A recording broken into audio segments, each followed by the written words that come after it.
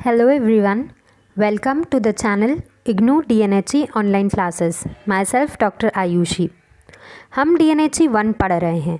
अभी तक हमने 4 यूनिट्स कंप्लीट कर ली हैं। अब नेक्स्ट पढ़ते हैं unit 5 the micronutrients part second minerals.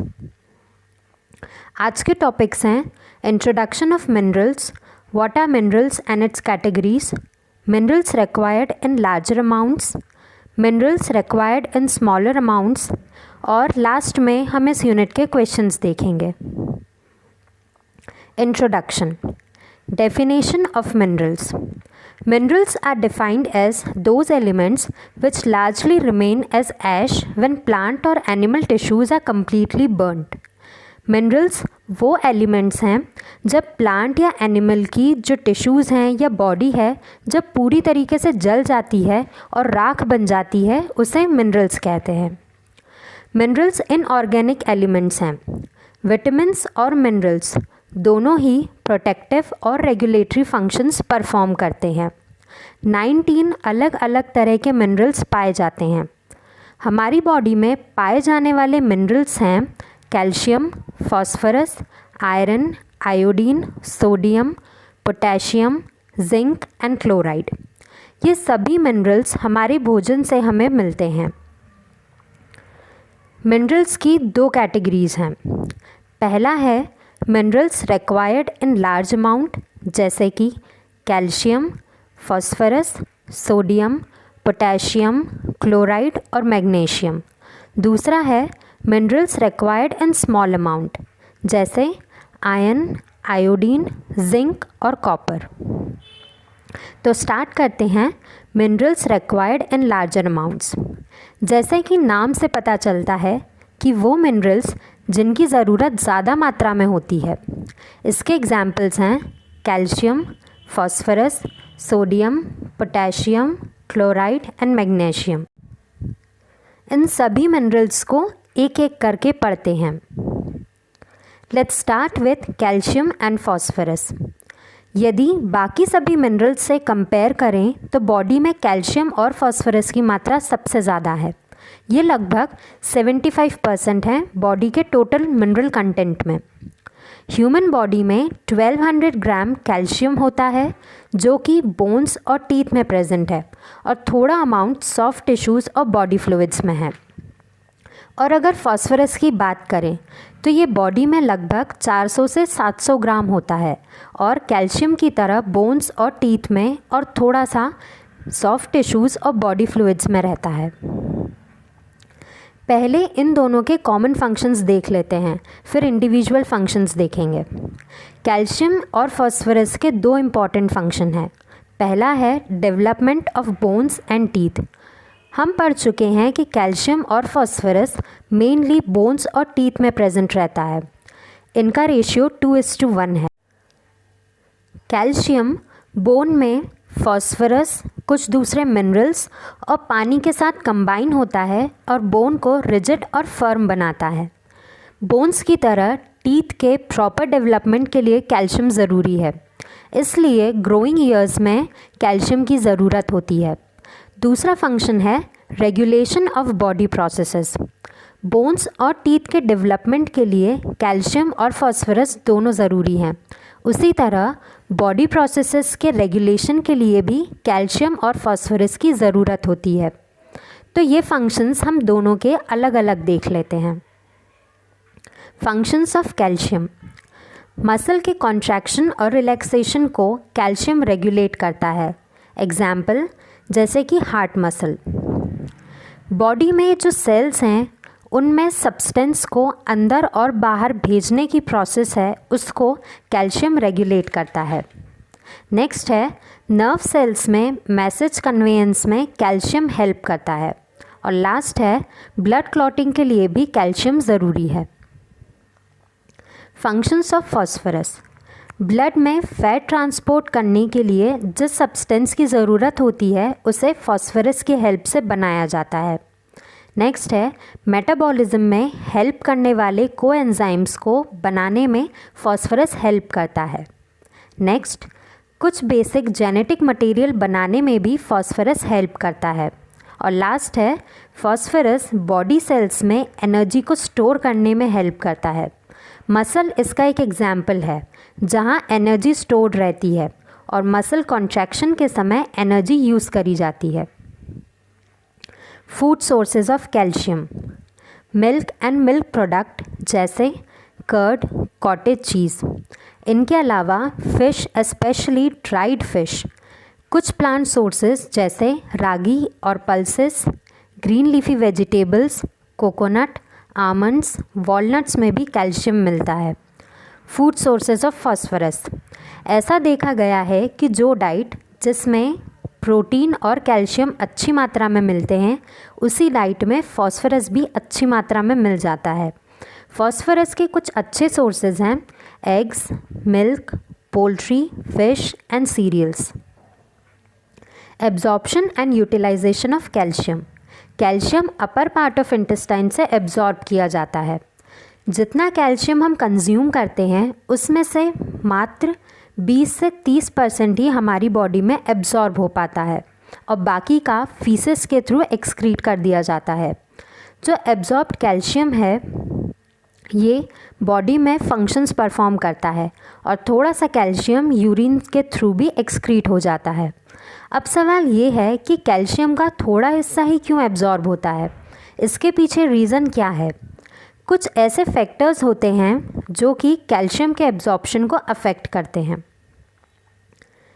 Calcium absorption 3 factors पर डिपेंड करता है, body need, nutrients in diet and inhibitors in diet. First है body need. Calcium absorption rapid body growth के समय बढ़ जाता है, जैसे कि इन्फेंसी में, चाइल्डहुड में, प्रेगनेंसी और लैक्टेशन के समय। इससे हम इस कंक्लूजन पर आते हैं कि यदि बॉडी की डिमांड बढ़ेगी तो कैल्शियम का एब्जॉर्प्शन भी बढ़ जाएगा ताकि बॉडी की ज़रूरतों को पूरी कर सके। सेकेंड है न्यूट्रिएंट्स इन द डाइट। कुछ ऐसे न्यूट्रिएंट्स होते हैं जो कि कैल्शियम एब्जॉर्प्शन को बढ़ाते हैं, जैसे कि विटामिन डी, प्रोटीन और कार्बोहाइड्रेट्स। ये हमारे फूड में प्रेजेंट होते हैं। इनके अलावा एक और मिनरल होता है जो कि कैल्शियम के एब्जॉर्प्शन को अफेक्ट करता है, वो है फॉस्फोरस। अगर फॉस्फोरस ज़्यादा होगा तो कैल्शियम का एब्जॉर्प्शन कम हो जाएगा। लास्ट है इनहिबिटर्स। जिस तरह कुछ सब्सटेंसेस कैल्शियम के एब्जॉर्प्शन को बढ़ाते हैं वैसे ही कुछ सब्सटेंसेस कैल्शियम एब्जॉर्प्शन को कम करते हैं, जैसे कि सीरियल्स और ग्रीन लीफी वेजिटेबल्स। इनमें कैल्शियम अच्छी मात्रा में होता है, पर इनमें कुछ ऐसे सब्सटेंसेस प्रेजेंट रहते हैं जो कि कैल्शियम के साथ बाइंड हो जाते हैं और कैल्शियम को बॉडी में एब्जॉर्ब नहीं होने देते। Next is absorption of phosphorus. Phosphorus का absorption upper part of small intestine में होता है। सीरियल्स, पल्सेस और नट्स में फॉस्फोरस होता है पर वो बाइंड फॉर्म में होता है, इसलिए वो एब्जॉर्ब नहीं किया जा सकता। बॉडी सिर्फ फ्री फॉर्म ऑफ फॉस्फोरस को ही एब्जॉर्ब कर सकती है। एब्जॉर्प्शन के बाद फॉस्फोरस बॉडी में अपने फंक्शंस परफॉर्म करता है जिन्हें हम पहले देख चुके हैं। Next one after calcium and phosphorus is sodium. एक अडल्ट ह्यूमन बॉडी में 120 ग्राम सोडियम होता है जो कि एक्स्ट्रा सेल्यूलर फ्लूइड में प्रेजेंट होता है। एक्स्ट्रा सेल्यूलर फ्लूइड वो फ्लूइड है जो कि सेल्स के बाहर प्रेजेंट रहता है और इंट्रा सेल्यूलर फ्लूइड वो फ्लूइड है जो कि सेल्स के अंदर प्रेजेंट होता है। एक्स्ट्रा सेल्यूलर फ्लूइड का एग्जाम्पल है ब्लड प्लाज्मा। ब्लड के 2 पार्ट्स होते हैं, सेल्स और प्लाज्मा। प्लाज्मा ब्लड का फ्लूइड पार्ट होता है। Functions of sodium: regulating the balance of extra cellular and intra cellular fluid. Sodium extra cellular fluid में प्रेजेंट एक प्रिंसिपल मिनरल है और इसका काम है फ्लूइड बैलेंस को मेंटेन करना, मतलब सेल्स के अंदर और बाहर प्रेजेंट फ्लूइड के बीच में बैलेंस बनाकर रखना, और इस काम में पोटेशियम सोडियम की हेल्प करता है। नेक्स्ट है regulating the alkalinity and acidity of body fluids. Sodium body fluids को एल्कलाइन बनाता है और क्लोराइड एसिडिक बनाता है। सोडियम और क्लोराइड कंबाइन होकर फ्लूइड की एसिडिटी और एल्कलाइनिटी में बैलेंस बनाकर रखते हैं। नेक्स्ट है aiding in passage of messages from one nerve cell to another. मतलब सोडियम नर्व सेल के जंक्शन पर नर्व इम्पल्सेस के कंडक्शन में हेल्प करता है। नेक्स्ट है सोडियम मसल कॉन्ट्रैक्शन में भी हेल्प करता है। और लास्ट फंक्शन है सोडियम जिस तरह फ्लूइड बैलेंस को रेगुलेट करता है उसी तरह सेल्स में सब्सटेंसेस के अंदर और बाहर जाने की प्रोसेस को भी रेगुलेट करता है। Food sources of sodium. Common table salt, वो सॉल्ट जो कि हम फूड प्रिपरेशन में यूज़ करते हैं, वो सोडियम का एक मेन सोर्स है। 1 टीस्पून सॉल्ट में 2000 मिलीग्राम सोडियम होता है। दूसरे सोर्सेज हैं milk, egg white, meat, poultry, fish, green leafy vegetables और पल्सेस। नेक्स्ट है absorption and excretion of sodium. Sodium digestive tract में एब्जॉर्ब होता है और बॉडी फंक्शंस में यूज़ कर लिया जाता है, और जो एक्सेस अमाउंट है वो यूरिन, स्वेट और फीसेस के थ्रू बॉडी से बाहर कर दिया जाता है। कुछ ऐसी कंडीशंस होती हैं जिसमें सोडियम एक्सक्रीशन बढ़ जाता है, जैसे कि गर्मी के मौसम में स्वेटिंग बढ़ जाता है तो सोडियम लॉस भी बढ़ जाता है। कुछ ऐसी बीमारियां हैं जिसमें वाटर लॉस होता है, जैसे diarrhoea.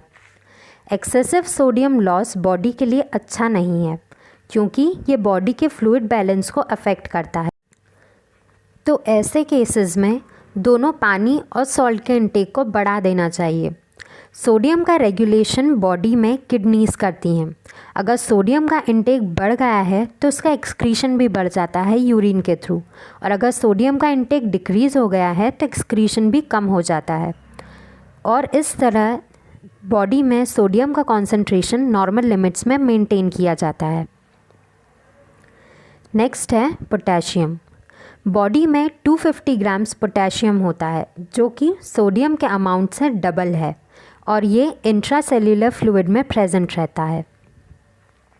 Functions of potassium. First है regulation of balance of intracellular and extracellular fluid.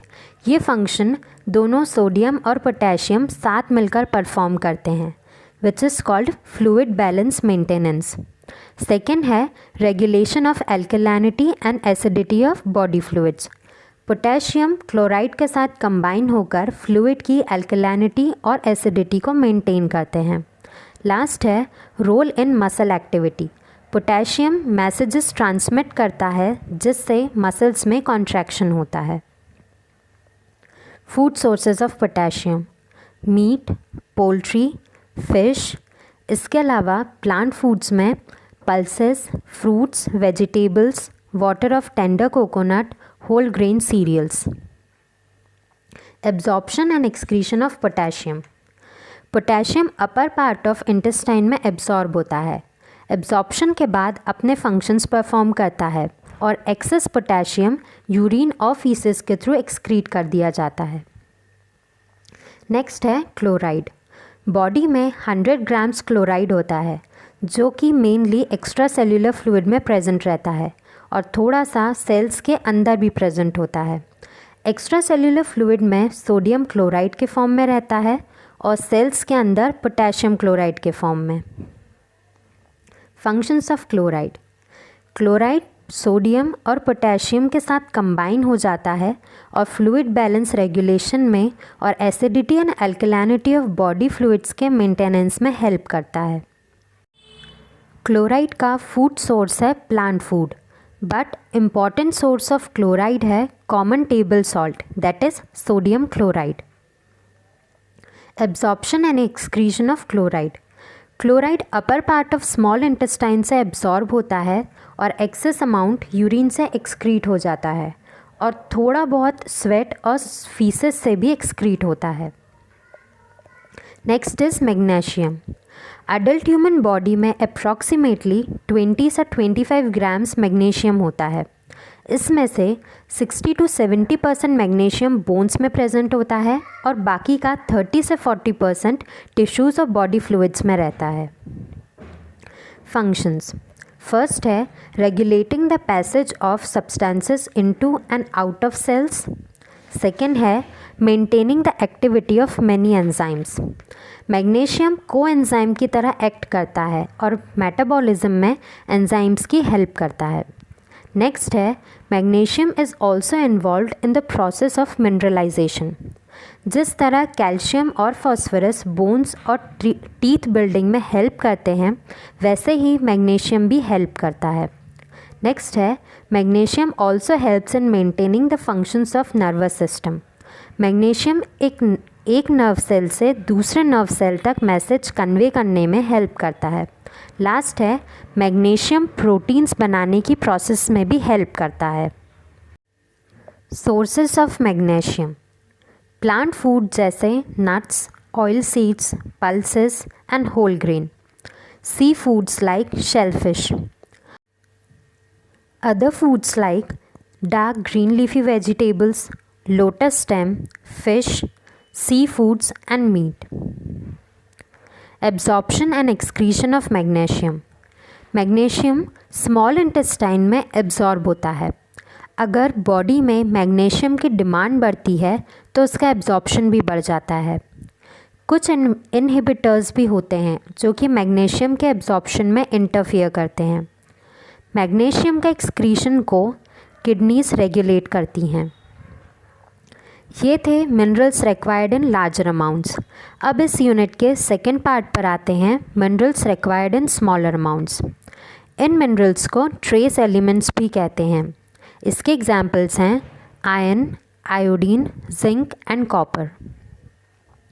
First one is iron. Body में 3 to 5 ग्राम्स आयरन कंटेंट होता है। उसमें से 75% आयरन ब्लड में रहता है, 5% सेल्स और टिश्यूज़ में रहता है, 20% बॉडी ऑर्गन्स जैसे liver, spleen, kidney, bone marrow में स्टोर रहता है। फंक्शंस: फर्स्ट है ऑक्सीजन ट्रांसपोर्ट। हम जानते हैं कि ब्लड के 2 कंपोनेंट्स हैं, blood cells and blood plasma. Blood cells में एक सेल होता है RBC, that is red blood cell. जैसा कि इसके नाम से पता चलता है ये रेड कलर के होते हैं। ऐसा क्यों होता है? इसके पीछे कारण है कि इसमें हीमोग्लोबिन एक कंटेंट होता है जो कि रेड ब्लड सेल्स में प्रेजेंट होता है। आयरन हीमोग्लोबिन के हीम पार्ट में प्रेजेंट रहता है। हीमोग्लोबिन का काम होता है ऑक्सीजन को सेल्स तक ट्रांसपोर्ट करने का और सेल्स से कार्बन डाइऑक्साइड कैरी करके लंग्स तक पहुंचाने का। सेकेंड है provision of oxygen for muscle contraction. Iron muscles में मायोग्लोबिन के फॉर्म में प्रेजेंट रहता है। मायोग्लोबिन में ऑक्सीजन स्टोर करने की कैपेसिटी होती है। इस ऑक्सीजन को मसल कॉन्ट्रैक्शन के समय यूज़ किया जाता है। नेक्स्ट है promotion of oxidation within cells. Carbohydrates, fats और प्रोटीन्स में जो एनर्जी प्रेजेंट होती है उसे रिलीज़ करने में हेल्प करता है। नेक्स्ट है maintenance of specific brain functions. Iron brain के फंक्शंस जैसे immediate memory, capacity to learn, attention span, इन सभी को मेंटेन करने में हेल्प करता है। नेक्स्ट इज़ आयरन कई सारे एंजाइम्स का पार्ट है जो कि मेटाबॉलिज्म में हेल्प करते हैं। आयरन के प्रोटेक्टिव फंक्शंस भी हैं, जैसे कि विटामिन ए इन्फेक्शन से प्रिवेंशन में हेल्प करता है। आयरन भी इसी तरह प्रोटेक्टिव फंक्शंस परफॉर्म करता है। नेक्स्ट है food sources. Liver, organ meat animal foods में हैं और प्लांट फूड्स में जैसे कि green leafy vegetables, cereals and pulses. Jaggery में भी आयरन अच्छे अमाउंट में प्रेजेंट रहता है। Next is absorption. आयरन का absorption upper part of intestine में होता है। एनिमल फूड से ज़्यादा आयरन एब्जॉर्ब होता है as compare to plant source, क्योंकि प्लांट फूड में कुछ ऐसे सब्सटेंसेस होते हैं जो कि आयरन के साथ बाइंड हो जाते हैं और एब्जॉर्प्शन में इंटरफियर करते हैं। सीरियल्स और ग्रीन लीफी वेजिटेबल्स में आयरन अच्छी मात्रा में होता है, पर इनहिबिटर्स के कारण आयरन एब्जॉर्ब नहीं किया जा सकता। और कुछ सब्सटेंसेस जैसे कि प्रोटीन और विटामिन सी आयरन के एब्जॉर्प्शन में हेल्प करते हैं। इन्हें एनहांसर्स कहते हैं। कुछ फूड्स जो कि एनहेंसर्स की तरह एक्ट करते हैं, जैसे protein rich foods like milk and vitamin C rich foods like orange, lime, amla and guava. यदि इन फूड्स को हम डाइट में इंक्लूड करेंगे तो आयरन एब्जॉर्प्शन अच्छे से होगा। Storage and excretion. एब्जॉर्प्शन के बाद ब्लड आयरन को बॉडी सेल्स तक ट्रांसपोर्ट करता है, जहां वो अपना फंक्शन परफॉर्म करते हैं। आयरन का थोड़ा अमाउंट लिवर, स्प्लीन, किडनी और बोन मैरो में स्टोर हो जाता है। आयरन का थोड़ा सा अमाउंट स्वेट और यूरिन के थ्रू एक्सक्रीट हो जाता है। विमेन में मेंस्ट्रुअल फ्लो के थ्रू भी आयरन लॉस होता है। Next is iodine. बॉडी में 20 to 25 मिलीग्राम्स आयोडीन कंटेंट होता है। आयोडीन का मैक्सिमम कॉन्सेंट्रेशन थायराइड ग्लैंड में होता है, जो कि नेक रीजन में प्रेजेंट है। Functions of iodine. First, iodine thyroxine hormone का पार्ट है, जो कि थायराइड ग्लैंड से सिक्रीट होता है। Thyroxine hormone rate of oxidation को रेगुलेट करता है। यदि ये रेगुलेशन सही से नहीं होगा तो फिज़िकल और मेंटल ग्रोथ दोनों अफेक्ट होंगी। आयोडीन नर्व और मसल टिश्यूज़ दोनों की फंक्शनिंग में हेल्प करता है। Food sources. वो वेजिटेबल्स जो कि कोस्टल एरियाज़ में उगाई जाती हैं, जहाँ सॉइल में आयोडीन कंटेंट ज़्यादा होता है, ऐसी वेजिटेबल्स में भी आयोडीन अच्छी मात्रा में मिलता है। और इसके ऑपोजिट है, हिली एरियाज़ में उगाई जाने वाली वेजिटेबल्स में आयोडीन कंटेंट कम होता है, क्योंकि हिली एरियाज़ की सॉइल और वाटर में आयोडीन कम मात्रा में होता है। आयोडीन का बेस्ट सोर्स है फ़िश, स्पेशली शेल फिश। ऐसे एरियाज़ जहाँ सॉइल में आयोडीन कम होता है, वहाँ उगाए जाने वाली वेजिटेबल्स या अनाज में भी आयोडीन कम होता है।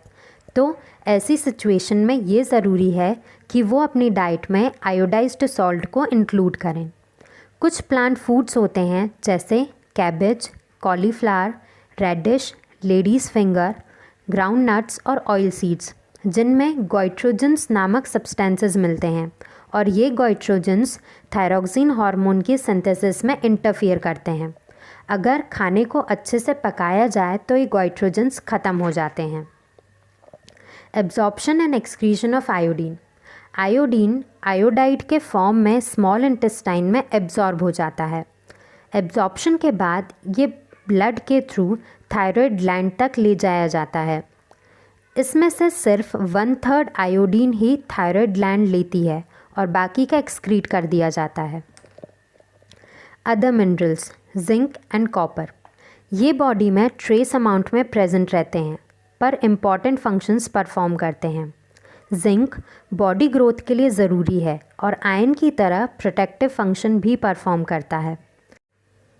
कॉपर हीमोग्लोबिन सिंथेसिस में हेल्प करता है और ये कुछ एंजाइम्स का कॉन्स्टिट्यूएंट या हिस्सा भी है। क्विक रेफरेंस के लिए आप ये चार्ट देख सकते हैं। ये इस यूनिट के क्वेश्चंस हैं, इसे ध्यान से देख लें और एक बार चेक योर प्रोग्रेस एक्सरसाइज के क्वेश्चंस भी देख लें। अब नेक्स्ट वीडियो में यूनिट 6 प्लानिंग बैलेंस डाइट्स पढ़ेंगे।